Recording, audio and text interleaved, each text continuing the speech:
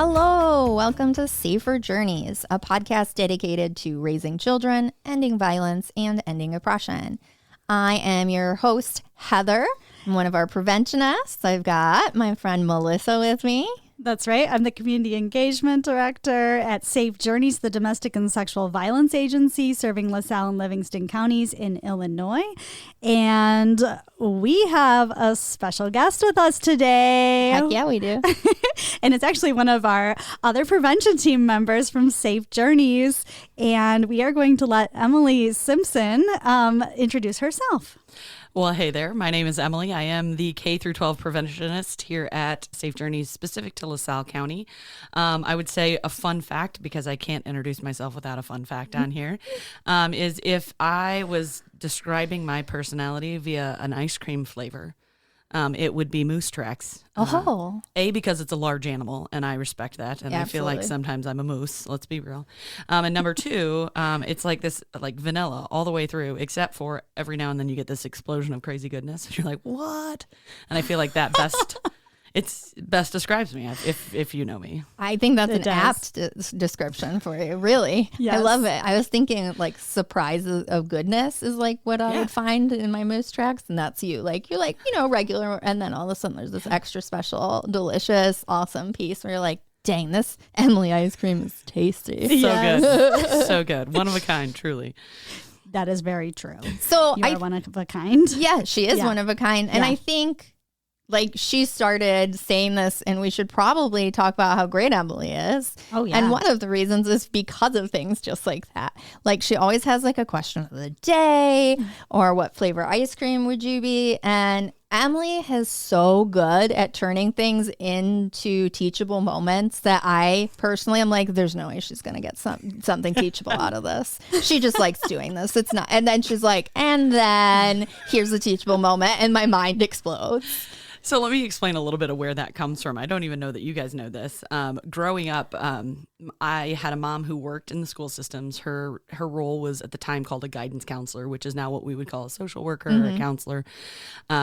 She recognized really early on in me that I would be classified neurodivergent at the time. Okay. Now we call it ADD or ADHD.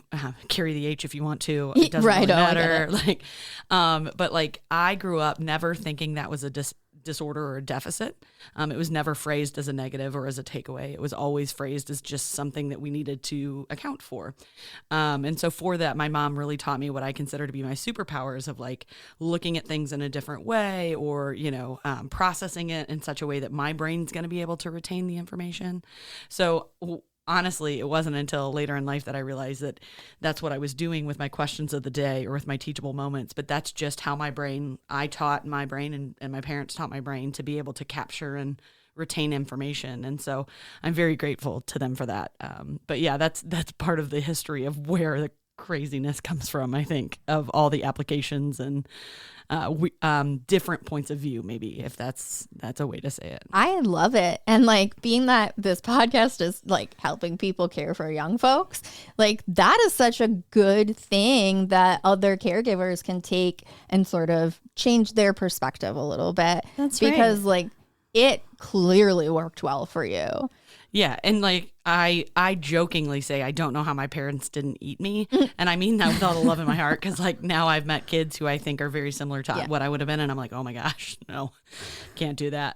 So like I give them all the street cred in the world for making it successful. But it's been interesting to me in education, even whether it's teachers or students, if I say something to the effect of, I work with ADD pretty much on the regular, and I get kids all the time that will connect with me on that. But you can easily tell the students who feel like it's something that's taking away from them versus being an addition. Yeah. And so it's been really fun for me to be able to be a little bit more open and a little bit more transparent about it, only so far as that I'm seeing so many students come forward and be like, oh gosh, that's really cool. Or, hopefully giving them a little bit of inspiration that this isn't the end of the road, so to speak. I love that so much. And one of the gifts that Emily brings to the classroom is this piece of like bringing this experiential facilitation method of like teaching. And can you share a bit about your like outdoor recreation, education experiences. And tell people what experiential facilitation is. Because I know what it is only because of you, Emily. Yeah.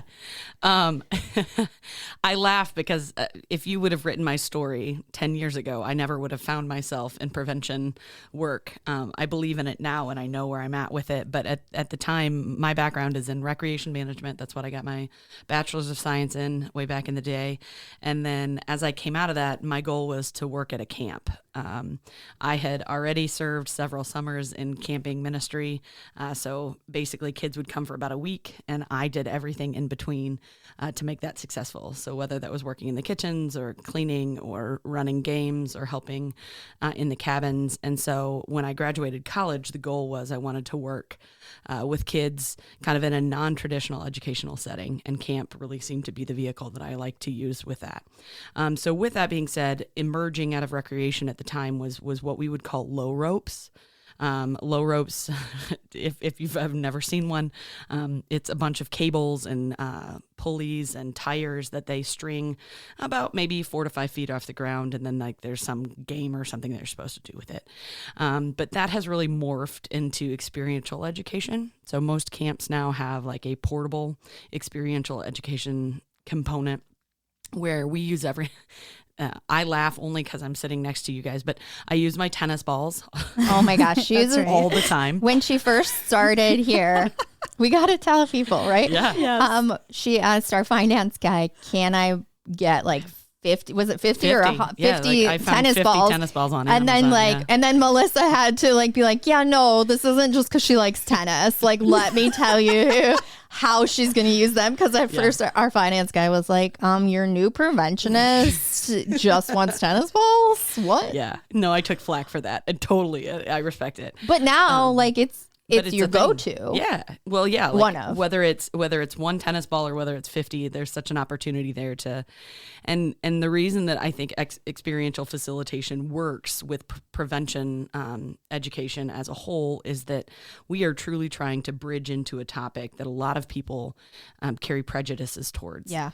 And so if I was to walk up to you and just be like, hey, what are your thoughts on XYZ? Defenses go up, walls go up. And now as an educator, I have to dismantle those walls before I can even get to the stuff that we are going to talk about. Yeah. And so experiential facilitation, the core of it is you're going to take a game, you're going to take something that's easily accessible to everybody. And then with that, then that's going to be your vehicle to application.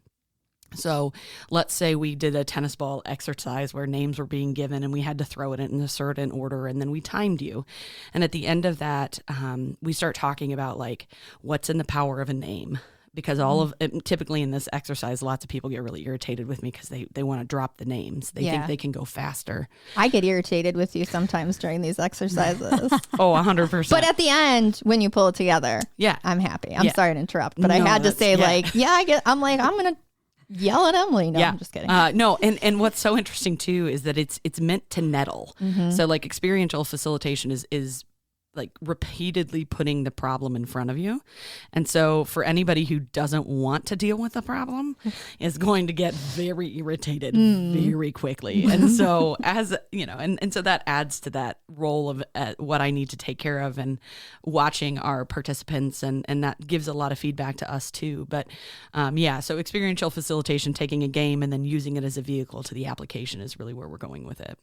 Yeah. And I love how you debrief with them, like with reflection questions, and even reflecting on if they're blaming it on you, getting them to look at themselves and like, hey, how do you work together? What do you need to accomplish the goal? Like, it's not yelling at me about how this could be easier if you just let us do XYZ. Like, and so I love the debrief and the reflection questions too. And that was actually a mentor of mine, was like, you went through all of this work to play this game, and what a waste for you to walk away without applying it. And so the debrief is something that, again, I think the more you do it, the more you look, because even now I don't know that I can write down all of my questions. I don't know that I've ever used the same debrief question twice in the same facilitation.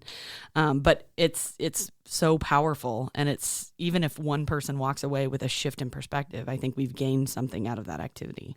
Yeah. And, I just want to say it's not easy to run these games. And I'm always just so amazed when you do it, just time after time with different groups of people, no matter their age. And with such ease, or apparent ease at least, whether or not you feel that way, it appears that way. Everything seems to be on a delay with me. So I'm either in front of my filter or I'm about, 48 hours behind my filter. And so typically the panic doesn't hit until about 48 hours after. And I'm like, that could have really gone the wrong way. Right. I really could have burst into flames on you, Emma. Boy. Yeah, at the time, I'm very cool about it. But afterwards, I'm like, whoa, probably won't do that again. It's very amusing to see people when we ask if Emily can lead an activity, specifically in our agency, to see people go, what's the game? What are we doing? Yeah, everybody comes almost with a little bit of a wall. Yeah. Oh, yeah. Or a barrier, Emily's thing again. But then they do it and they're like, that was great. I loved it. The best was the last one that I got asked to do is at an all-staff meeting, which is, again, pretty formal, pretty office setting based. So when you hear the words applied like game or facilitation, everybody kind of tenses up on you. So, the wall. But the best was, and this was my bad, I kind of mentally shook up our executive director on purpose before I did it, because I knew she would. I knew she's not super hasn't been around me when I'm doing my ball games or tennis ball games, and so she walks in the room and with no preamble, I'm like, hey, how many tennis balls can I use today? And I remember her face being like, who are you? Absolutely not okay. So we ended up not even using him that day, but I enjoyed just the panicked look of nope, no. That's amazing. Okay. So let's dive in a little bit. First of all, of course, we're going to have a little trigger warning. We're going to talk about sexual violence. There might be a little bit of domestic violence in here. And we're going to be talking about kiddos. So if you feel like you can't listen to this today, no big deal. You can listen to it later, or you can just never listen to it again. We're not going to know. That's right. That's right. And our topic for today is abuse prevention in the classroom.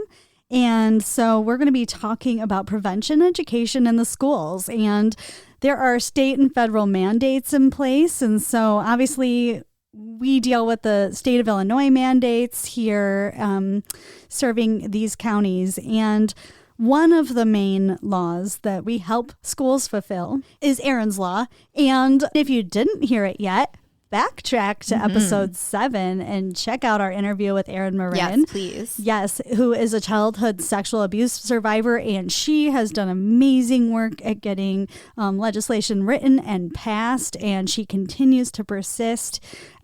She has gotten it passed in 38 states, and so just a little bit more about Erin. She was abused by 2 different people, and so in that interview, we had the chance to really talk about the dynamic of childhood sexual abuse and how it's possible for multiple victimizations for the individual who's been abused, but also that the perpetrator will have multiple victims. Yeah. So, yeah, unfortunately. Do you think let's give a little idea to the listeners? We're saying school-based prevention education. I always worry that we're using our lingo, right? Yeah. Right. So school-based prevention education is more than just giving information. 100%. Right? This is it is a curriculum-based thing, so it's not like we're just walking in and being like, here's my topics. This is something that's been scientifically researched. Multiple different SEL companies have a curriculum base for it. But the goal of this is to walk in and over a series of anywhere from 3 to 5 situations. We're talking anywhere from physical safety. So we talk about how we don't play with guns, we don't play with fire. If you're going to cross the street, check both ways. Just the basics of how to be a good human and survive, basically. And then from there, we start to build off of that thinking into looking for trusted adults. How do we report? And I probably take that to the extreme, but lots of times I will make kind of a whiny voice, and I'll give an example of how lots of times kids approach adults with problems, and I'll ask the kids, I'm like, is that a good way for us to get good solutions on the table? And every one of them is like, obviously not. Yeah. It hasn't gone great so far. Yeah. But what's really then empowering, and part of why this material is so critical is we then teach them how to talk to adults about some stuff that even adults don't want to talk about. So, and talking about what does body language mean? How do you be assertive with your body? How do you be assertive with your words? But then also allowing the adult to have a human moment. So like sometimes we think mom or dad's going to be really mad at me and they look really mad, but really they're just processing too. So let's give them a few minutes here to kind of catch up with what you've just shared with them, and then start asking those questions that we teach of like, what's next? Who can help me? How do I stay safe? That sort of thing. So absolutely, we're teaching body autonomy. We're teaching body parts to a certain extent, and I'll get into that later. Yeah. But I think we have vastly underestimated our students when it comes to understanding language and body language. Now, technology I think has hurt us too insofar as that, but what I've seen in the classroom is that these students are really receptive and ready to learn how to read nonverbal language as well as how to use the words they have to get good results. So I don't know if that's where you were going with it, but that was my 2 cents. I mean, that was definitely a piece of it. Right. Because it really hits on those like recognizing like what something is, right? Whether that's the bodily autonomy piece and like what consent is, which actually like we don't even really use the word consent in the younger classes, because all of this is developmentally and age appropriate information. And so we're meeting them where they are based on their development level. And then how to spot abuse, and then what to do if you experience abuse, which is what you were referring to, especially with reporting to their trusted adults and knowing who those people are. And I think that's really powerful and puts power back into their hands, especially if they've been experiencing abuse. Just empowerment. That's right. Exactly. Yep. That's right. So, and Emily, do you just stand in front of these kids and talk to them? I mean, we already know, right? You just talked about your experiential facilitation. But what I was trying to get at is, could you tell the different modes of teaching? Just quickly, like. Sure. So like a lot of my college graduate peers were taught the format of like, you stand in front of the class, you teach the lesson, and then it's regurgitation, right? Like the kids are supposed to come back out with that. I struggle with that mainly because my brain doesn't work like that. So obviously that didn't work. But I would say I approach it from my background, which was non-traditional education. So I've taught a lot of outdoor education. I've taught a lot of like large animal safety classes to kids and that sort of thing. And so truly you're still teaching. It's just you're teaching in a different way, or you're hoping for a different kind of adaptation or absorption level from the kids. And if I was, I ask myself questions, which again, that's the other fun fact about Emily is I always have questions, is that I question myself quite a bit when I'm in front of kids. Is I'm like, if I was sitting out there, would I want to listen to this? Yeah. If I was using this tone of voice, could I listen? Could I follow along with what you're saying? And so lots of what I'm doing is, as a teacher, I feel it's my job to watch their faces. I can tell you which kid's with me, which kid's not with me. I can tell you when I've lowered my voice to a lower register than what's acceptable. I can tell you if I need to go up, or like words per minute wise, how many I need to be using to keep them with me. Yeah. The best yesterday was I got a question of like, do you drink caffeine, Miss Emily? You're like, So, but it was, and again, what a platform for me to be able to say, hey man, I really don't drink a ton of caffeine. What I'm doing is I'm really trying to get you to stay with me. Yeah. And for that individual, it really was an eye-opening thing for him. He really enjoyed having that conversation with me. So, but also like, whispering is such a powerful thing. I know that this is probably not where you're going with it, but like when I modulate my voice, right? Like, so I can, when I'm in the classroom, I'm really loud. Melissa will tell you this, like they have to like close multiple doors. They're like, oh geez, Emily's here. Like they don't even know who I am. And they're like, oh, that lady's back. Like shut the doors. But modulating that volume is such a simple thing. And yet the retention levels go up when we modulate those. Okay. Like I've had to learn how to use my hands because some hand engagement is what they want. But truly, if I'm waiting for a question, I've had to teach myself to keep my hands at my side. because anything else than that is going to cue them that either I'm impatient or I don't want the answer or whatever. So I've really had to teach myself to be very still when I'm waiting for an answer from a child.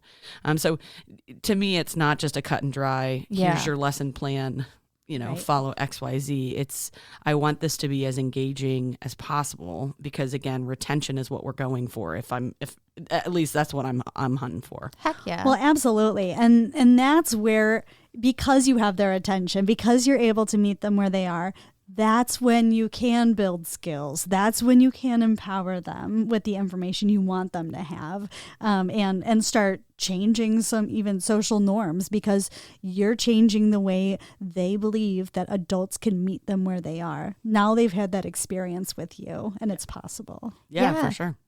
So you all know that I'm going to talk about a study, right? Love it. Sorry. Yes. No, do it. I'm so jazzed. It'll be super quick.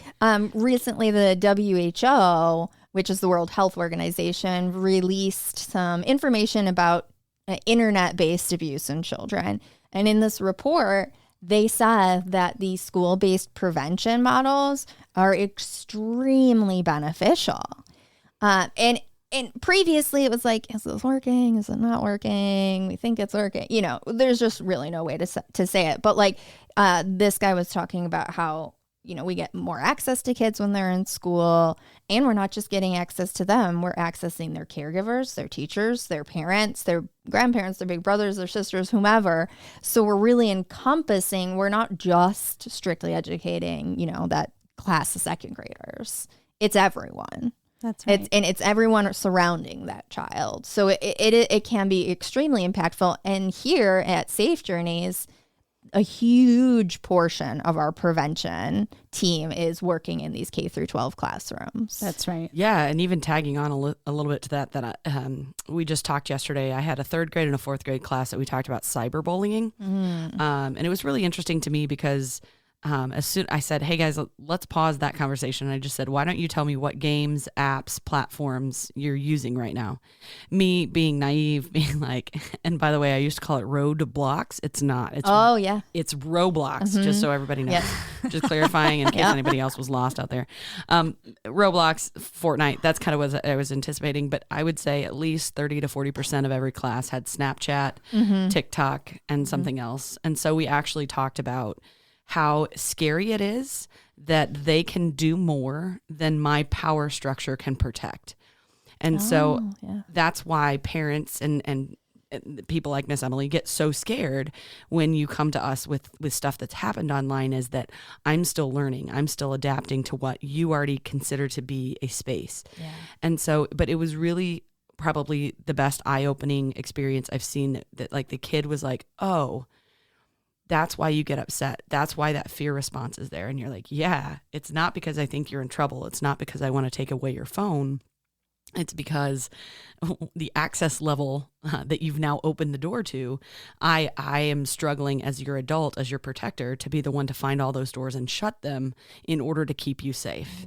So but they did such a great job of hearing me and communicating back like what their frustrations were, why they wouldn't come forward. But I think in particular, sexting is something that's coming up in cyberbullying that like adults, whether it be parents, caregivers, or educators, like we have to number one, quit being scared of the word. Oh gosh, yeah. Absolutely. And we have to understand the full meaning of what that is, because, when I'm in a classroom, a K through 12 class, or a K through 2 classroom, and I'm teaching child protection unit, which is private body parts or private body parts.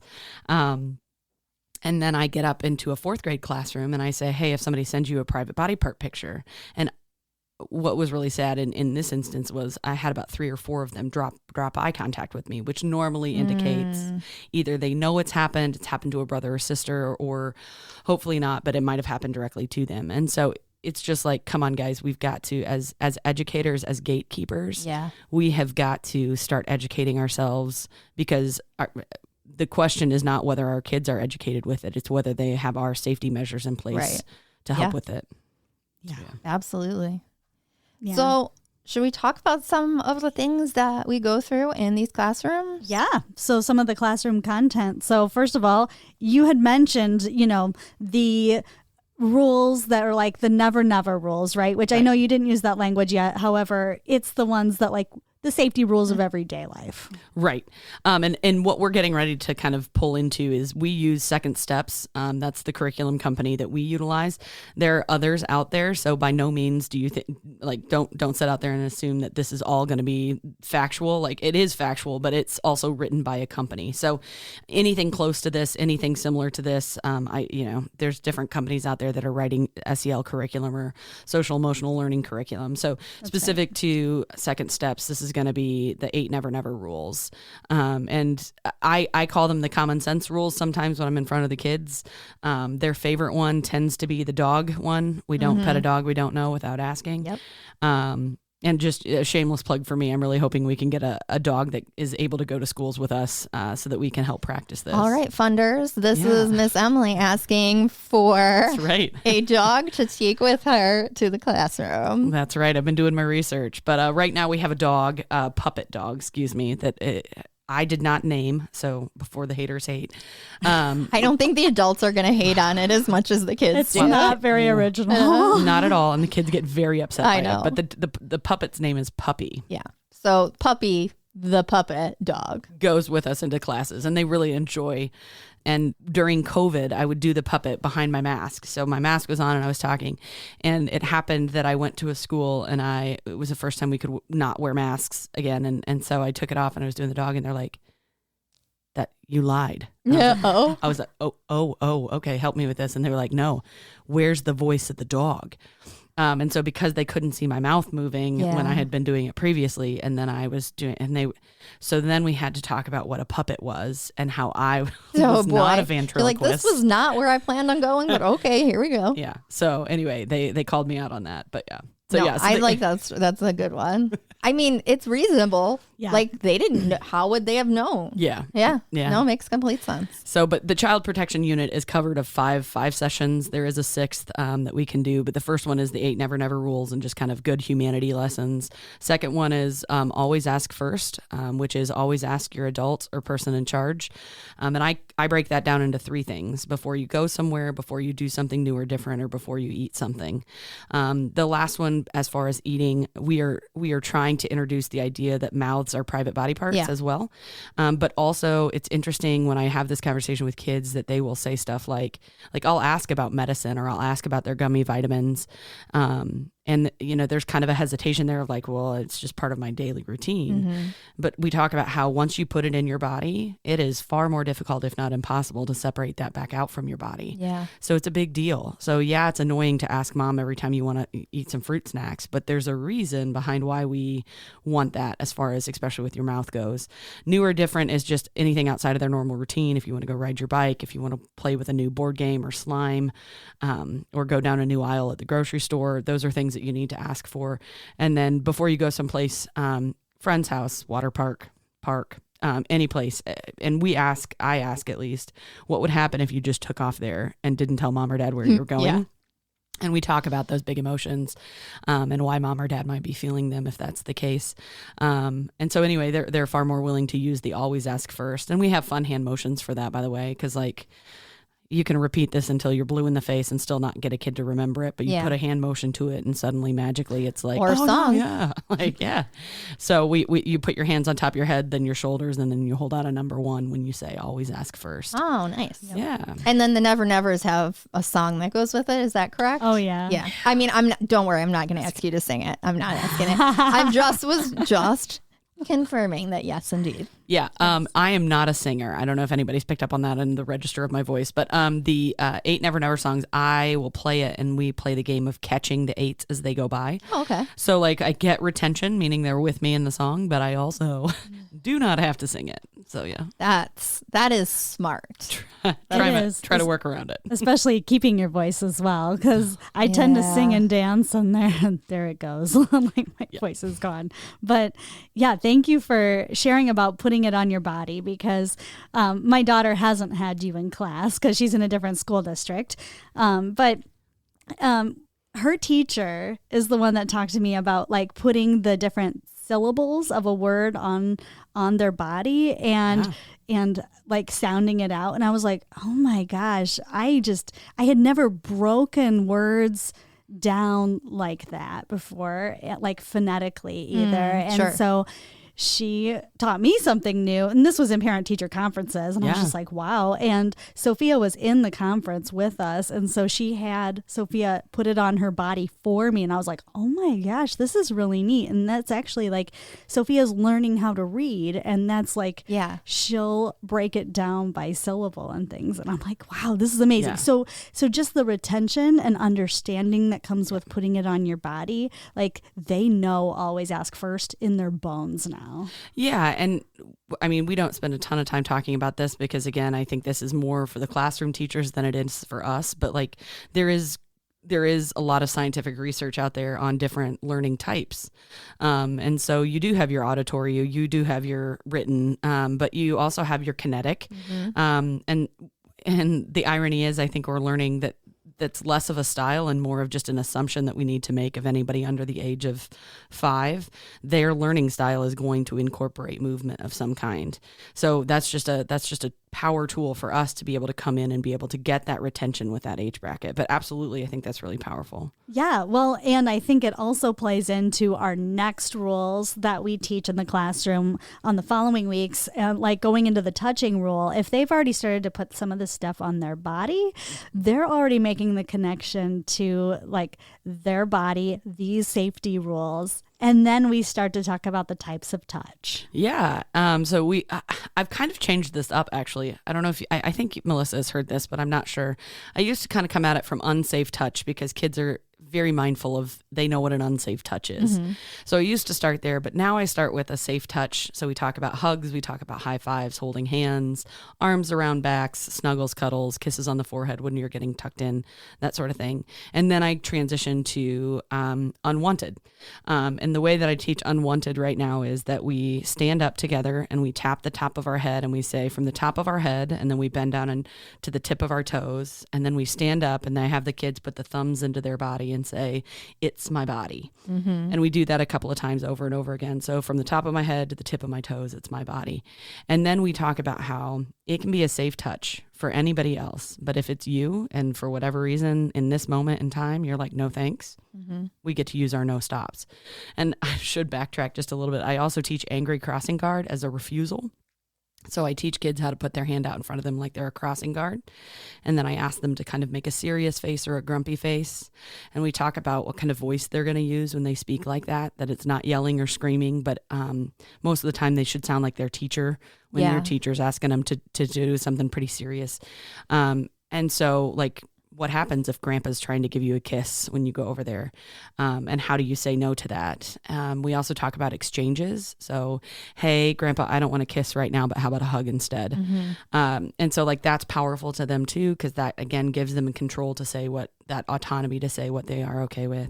And then we also use this as an opportunity to talk about adults who don't listen, who don't validate that child. And so we talk about how like you can repeat. If you're bold enough, repeat to grandpa, hey, grandpa, I said no, or grandma or whoever it is. Yeah. But then the other part to that is I use the question of, have we only talked about one trusted adult in this class? And typically there's a flicker of confusion of like, what? Sure. But then we list them out, right? Mom, dad, grandma, grandpa, stepmom, stepdad, aunts, uncles, babysitters, teachers, principals, bus drivers, all of the above. So you have way more than just one person that loves and cares for you. And so if that grandma or grandpa is violating you, make sure that you go to another trusted adult and say, hey, I need some help. So yeah, so unsafe touch is when they hurt your body. We talk about that too. And then all of this leads us into private body parts. We know this language, and other people might not. So I wanted to clarify. So the touching rules starts with teaching body autonomy. Is that correct? Well, we're not even really to the touching rule yet. Okay. So the touching rule is really set up by talking about types of touches. Okay. So the types of touches that we teach, there's 3. Is safe. Safe touch is supposed to make you feel loved and cared for. Okay. So hugs, high fives, that sort of thing. Unsafe is when somebody uses their body to hurt your body. Okay.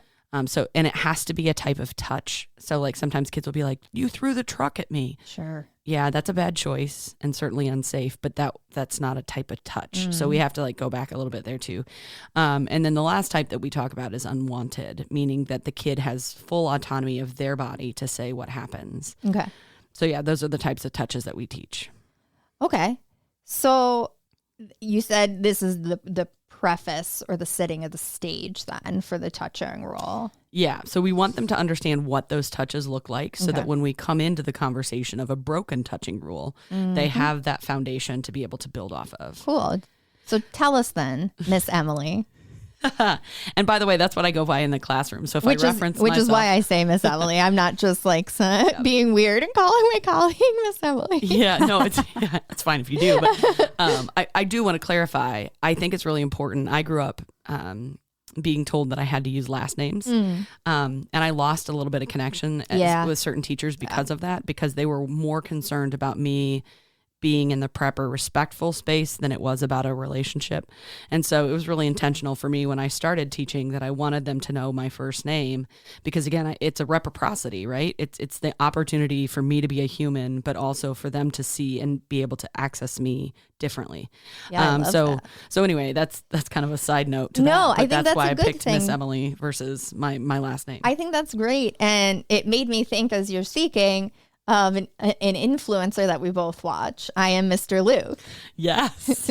Shout out Mr. Luke. What? All those fun plants? I know. If you are in the education world, take a look at his. I look at his Instagram. I'm sure he has Facebook and TikTok, but I am Mr. Luke. And he goes by, his students call him Luke. Yeah, they do, and it's pre-K class. I'm pretty sure. So he's got some little kids. It's pretty little, at least based on the things that he shares from what he's done in class. Correct. But yeah, I appreciate you sharing that aspect, because I feel the same way. And I was actually talking with some college level educators recently, and we were saying this like dressing up thing that we have to do, this looking professional, kind of separates us from our students. So I really appreciate that. Yeah, I think that this is an entirely another podcast, but like talking about like the psychology behind why we do what we do, and how we choose to do it, I think definitely has ramifications. Yeah. Sometimes those are positive, sometimes those are detracting, and I think we really need to do some evaluations on those sometimes, especially when it comes to teaching. Cool. But the touching rule that we teach is that nobody should touch your private body parts except to keep you healthy. Now, for the very littles, so the pre-K kids, we teach nobody bigger than you should touch your private body parts. Okay. But whether I teach that rule or the healthy rule, I'm really clear on that it doesn't matter if it's another student or another adult. Unless you are really sick and mom and dad are helping put you in and out of the shower or put you on the toilet, that sort of thing. Nope. Yeah, no other adult needs to do it. And I'm very intentional to say, should a coach touch your private body parts? Should a teacher? Should a pastor? Because in all honesty, no. And we'll go back to like, hey, some of you might have baby sisters or baby brothers, and you know that they are incapable. They cannot clean themselves. So this is an opportunity for us to use our power judiciously, right? Yeah. To clean them up and help them. But once we get to the point that we know how to go to the bathroom ourselves, and once we know how to turn the water on and off ourselves, the fewer and fewer people who should ever have access to it. And I thought it was really insightful. I had a second grader raise their hand pretty recently and say, but Miss Emily, what if we don't feel comfortable when the doctor's touching our private body parts? Good question. And I love that. Anyway, like my sister was big into gymnastics. So like the Larry Nassar case and all of this, like that abuse of power is very mindful. And so I didn't go into that with her. I just said, I think that would be a great time to talk to mom or dad or whoever's in charge at home to say, can you be with me? Sure. Or what do you need to do to protect yourself in that situation? But it was a really insightful question from a second grader that I was really proud of. I think that's extremely insightful. And I'm not sure as a second grader I would have had that thought. Yeah. I like that they were able to articulate like that feeling they had and they express it to you and then try to figure it out, because I wonder too, like, could it just be that the doctor really needs to say like what's going to happen next and let it be an informed consent thing. Yeah. Like it could be as simple as that. I think too with I guess from side conversations that she had with me as we were kind of wrapping up that day, I think too her doctor may be a male and it was a female child. And so I think there was a natural kind of discomfort of like, I know that this type, like this guy shouldn't be. Now, as a doctor, I fully empower him to make the best healthcare decisions for her as he can, but certainly something that I don't think she felt comfortable expressing or that she had felt like she had a platform for up until then. Right. So hopefully that really empowered her to go home and talk to mom or dad about what was going on and get her some help that direction anyway. Yeah. That's great. Well, and so I won't go into the part of the touching rule that talks about the private body parts and how we teach that in this episode. Okay. Next episode, we're going to go into that a bit. Perfect. So let's switch over to secrets, our final rule that we talk about, never keep secrets. And so we talked quite a bit in our grooming episodes about how predators really test the kid's ability to keep a secret in different ways. And so can you tell us about how you teach this rule? Yeah. So unfortunately, sometimes this gets kind of combined just because of the nature of how much time we have in the classrooms. But it's really an interesting one because sometimes kids could care less when you say it, and other times they are just on bated breath waiting for all of the information. But the rule says that we don't keep secrets about touching. I've expanded that to kind of say we really shouldn't be keeping secrets for adults in general anyway. Yeah. And we'll define surprises. We'll say surprises are short, typically shorter in duration, and they typically bring joy. So we say parties and presents and things like that. And then I'll ask the question, like, what do secrets kind of make us feel like inside? And lots of kids will be like, well, uncomfortable, heavy, icky, or I can't talk to anybody about that, or somebody's going to get in trouble. And so we talk about how like adults should have other avenues of being able to take care of those things, and it shouldn't be on those shoulders to bear that. And then we'll go back into the conversation on that we don't keep it specifically about touching. And this is really hitting home this week just because in the last 2 weeks, this has come up several times for me in real life of a child walked something out for 2 years before she said something up until this class came around. And again, for the listeners out there, I see these kids about 4 times once a week for 4 weeks. And then I don't see them again the rest of the school year. So as far as like trustworthy faces go, I hope that I have one, but like I'm not the most accessible by any means. But to see this child come forward, and the way it happened was I had said, hey, sometimes when people ask us to keep secrets about touching, they won't use the word secrets. They'll make it a threat, like they'll threaten you or something you love or somebody you love, or they'll offer to buy you something or give you something in exchange for keeping it a secret. And I said, whether they use the word secret or not, these are all them attempting to try to keep you quiet.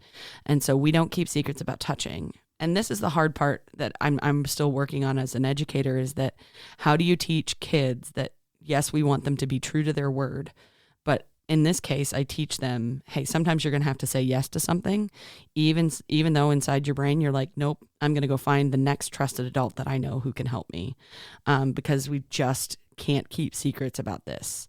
And I'll even say something to the effect of, this type of touch doesn't stop until we get somebody involved to help it stop.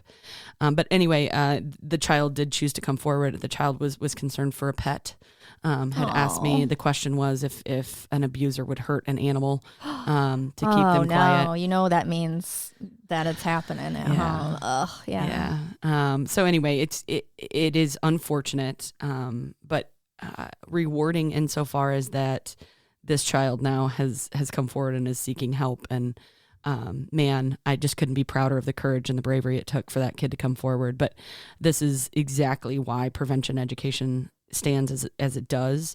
Because again, I'll go back to the term gatekeeper. That's not on our list, but I want to make sure I speak on it. Our job as adults is we're gatekeepers. It's my job to make sure that what we're entering into is a safe space for those kids. Yeah. And I take that responsibility really hard or seriously. I've trained staff in the past, especially for those camping and hospitality organizations. And the stuff that keeps me up at night is the predators that have made it through my training. Yeah. Because they can use that against those kids. And so the hope hope and the prayer here is that, again, as gatekeepers, it's my job to be informed, and whether you like me or not in the moment is irrelevant, because it's my job to keep as many things away from you that could harm you or take away from who you are.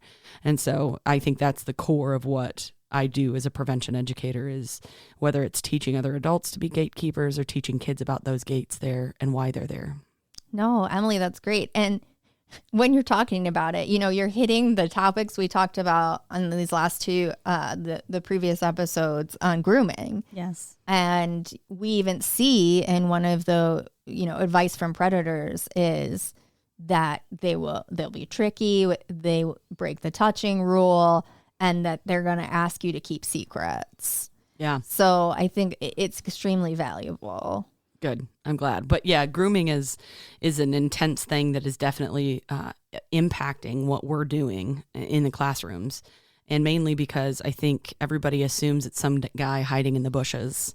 Waiting to attack you. And in reality, it is somebody who you would never imagine. I know.